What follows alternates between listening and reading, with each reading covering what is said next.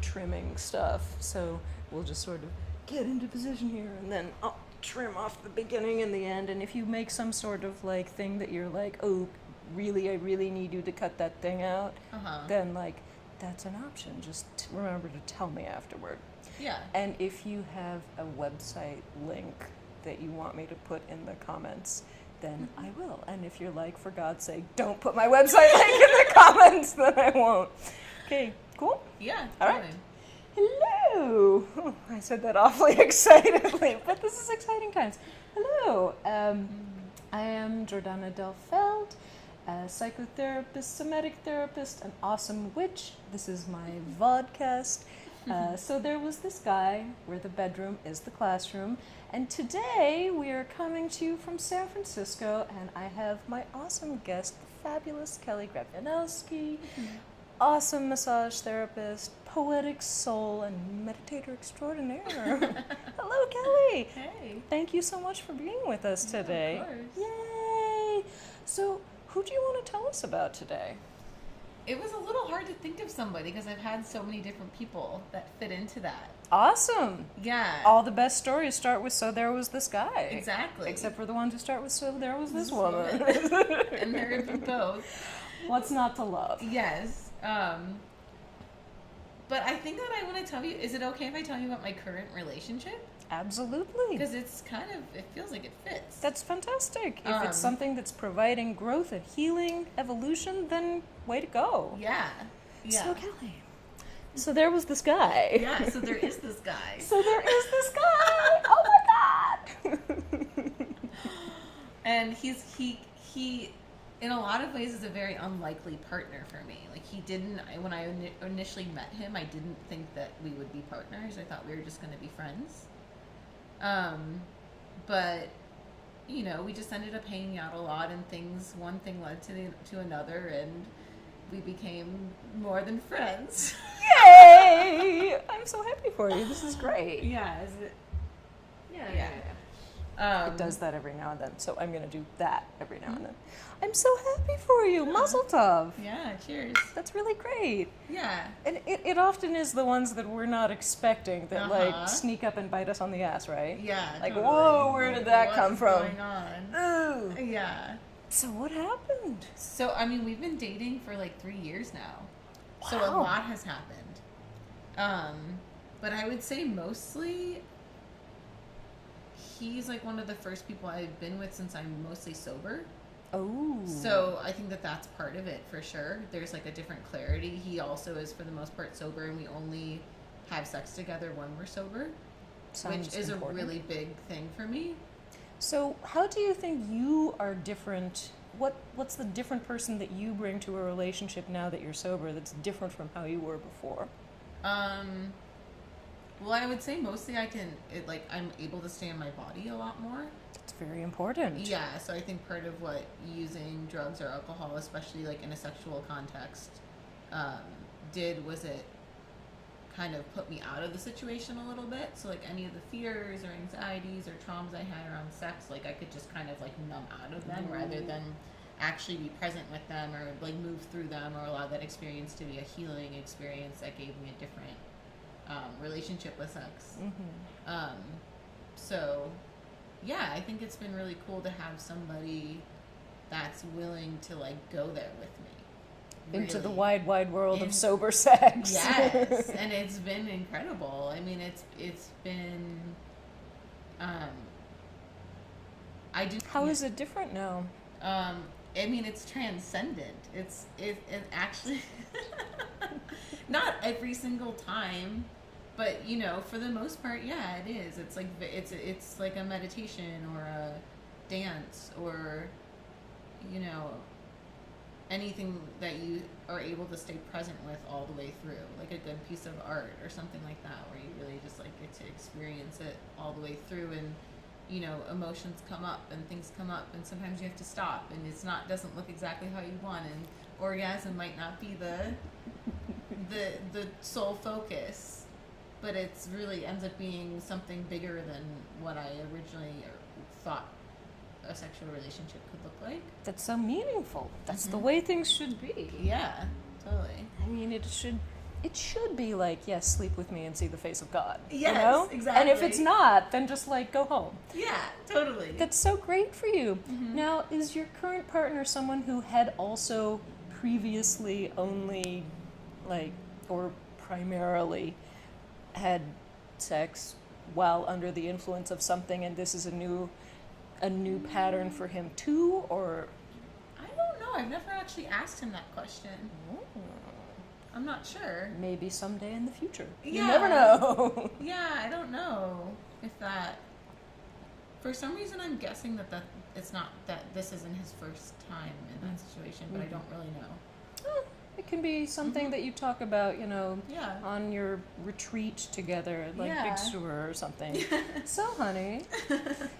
So he said he's also different from the ones in the past. Yeah, well, he's much older than me, which is something that, like, I don't know. I guess there's, like, we all have our preconceived ideas about who we're supposed to date or what they're supposed to look like or how, you know, there's, even if we don't think we have them, we have them. Yeah. So there's, you know, I think there is a lot of resistance and hesitation to jump into a relationship with him because he's quite a bit older than me.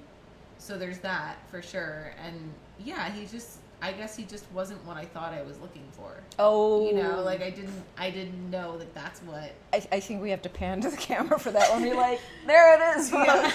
It's never what you think you're looking for, No, is it? no. That tends to usually be the real stuff there. Like, Yeah. didn't know I was looking for that. Yeah, exactly. And you feel like you're growing. You feel like absolutely. all kinds of great stuff is coming to you that wouldn't have come if this person hadn't been in your life. Yeah, totally. Oh. Yeah, it's really beautiful. I mean, and of course there's struggles. It's not like 100% perfect or whatever, but it's, yeah, for the most part, there's been just, and I think it's mutual, that there's been growth on both sides, you know? Awesome. Yeah. Hold on 1 second. Mm-hmm. I'm going to clip this part out where I'm like, it's working, right? Okay. Yeah. Okay. That part gets deleted. It's just that the 7 looked an awful lot like a 1. I was like, wait, did we lose something? Yeah. So you feel like you're both growing, which is amazing. I will ask, you don't ever have to answer, how did you guys meet? We met dancing together. We danced in the same space. That's awesome. So I danced with him for probably like a year before we ever even hung out outside of dance. That's like great. I don't even know if I knew his name for the first few months. We just danced together. It was just like, hey, you, I recognize your embrace. Yeah, totally. It's important. It means you share an aesthetic, and you share an embodied aesthetic. Yeah, which is a great way to start. I don't think I can meet anybody that doesn't. I don't think I could date anyone that doesn't dance well with me. Like that's a very. It's a litmus test. Yeah, it's but like, you never know, I guess. But still. You could try, but probably not so good. It's like if you don't like how someone smells. Like, sorry, just. Yeah, I can't fix that. So you met someone and you danced well together. Very key. Yeah. And then what prompted you guys to bump things up a notch, take it off the dance floor, be like, oh, hey, baby, whatever? It just kind of happened naturally. We started hanging out. We traveled back from dance together a few times on BART, you know, from Oakland, and then we ended up getting dinner to get like late night dinners together, and it just like it really started out as a friendship. It wasn't. It's beautiful. Yeah, it wasn't like and I think he was sort of kind of pushing it in that, like, or hoping it would go in that direction maybe more than I was at first. Yeah. And I resisted it for a while, but it just kind of, we just really had a good time together. Oh, God. You know, like. How great is that to hear, right? That's so great to hear. It was just good. Like, I think we both enjoyed each other's company. So. Yeah. I'm totally quelling over here. So what is something about your own life, like when he's not around, that you feel has grown and become better because of him? I mean, I think that I definitely part of what he's brought into my life is a lot of like art and creativity. He's an artist. As if you needed more art. Yeah. But there's something about the way that he creates that is so inspiring to me. He's constantly creating. He's always taking photos. He always has his, you know, his notebook, and he's writing and drawing, and he does sculpture and works with metal, and he's used to be a street performer, and you know, it's crazy. Like the amount, like he was a mask maker for a while. Like, he's kind of insane. He sounds fantastic. In that way, so there's a way that I think because he is a little bit older than me, there's a way that he's cultivated some of his crafts a little bit more, had more opportunity to try different things and cultivate more things. So there's just a way that, I don't know, that he's so creative that it inspires me to do even more than I'm doing. So what's a new creative thing that you find yourself doing now? I think just like I just paint more. That's I definitely paint more, draw more, write more, and he encourages me. Like, as soon as I draw something, I send it to him. So he's kind of like and he does the same thing for me. So we kind of critique each other's work or like give each other feedback or. So because of Mr. So There Was This Guy, you're experiencing a more present, embodied, somatically meditative experience of intimacy and togetherness, which sounds pretty darn good. And you're experiencing an efflorescence, you could say, of your own creative voice and of your own artistic blooming. This is awesome. And you don't have to say, because he's not here, but if you want to say, can you think of anything that you notice in him that is like, well, I came along and then I noticed you growing in this way? Is there anything that you think about? Oh yeah, totally. It's he definitely is the type of person that gives a lot, and it's really hard for him to receive. So that was like one of the things I noticed in his dance initially. It was like he would give a lot. Like, he would like tend to like want to like stop and give you massage or do different things, but he would not be able to. I feel like I need to, like, something smells like it's burning. Yeah. Pause. And it's like it's distracting me. I just want to make sure that like the kitchen is not on fire. But I can start that pot over there. Something is definitely.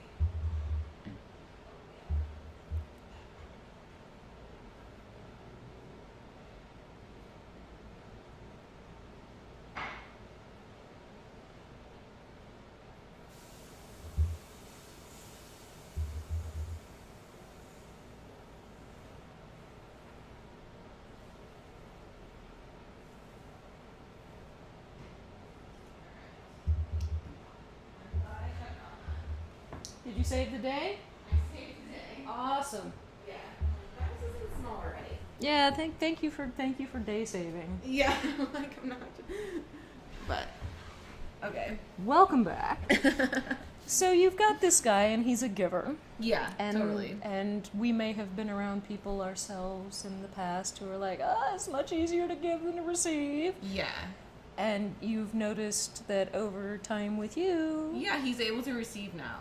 Hey! And it's really sweet. I mean, not every time. Sometimes I literally have to like kind of like hold him down, like it's in a fun way, like you need to receive, and he'll eventually like be like, he gets it now that I'm like actually like genuinely trying to get him to like stop putting out and just like take something, you know, like receive something. And I just think I don't know, it's like the way he was trained as a man is to like always be taking care of other people. And it may feel, vulnerable and challenging and fragile and all kinds of squishy. Yeah. To be like, I'm on the receiving end now. Ooh. Yeah, exactly. I'm only saying that because I know what it's like. Like, oh, yeah, it's scary for sure okay. to receive. But I think it's definitely something I've learned maybe in other relationships. I'm actually pretty good at receiving at this point. Good job. Well, I'm like, okay. I mean, there's times when it's harder than others, but I think that because I can receive, he figured out how to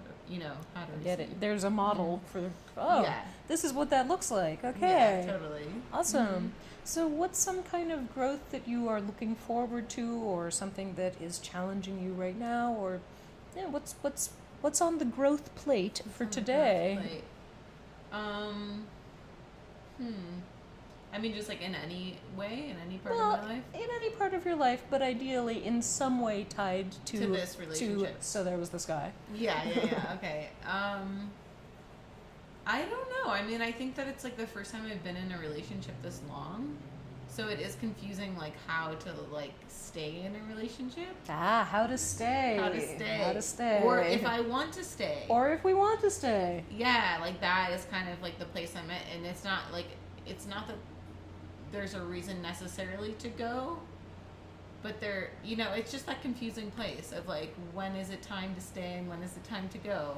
Ooh, there Yeah. have been so many country songs written about Yes, this. exactly. Yeah.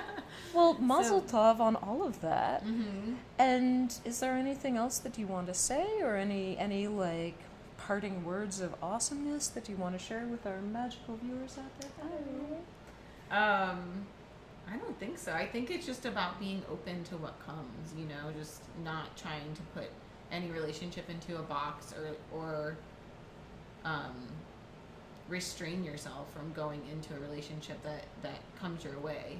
Well, there you have Yeah, it. totally. That's gorgeous, Yeah. Kelly. Thank Mhm. you. So there you Yeah. have it.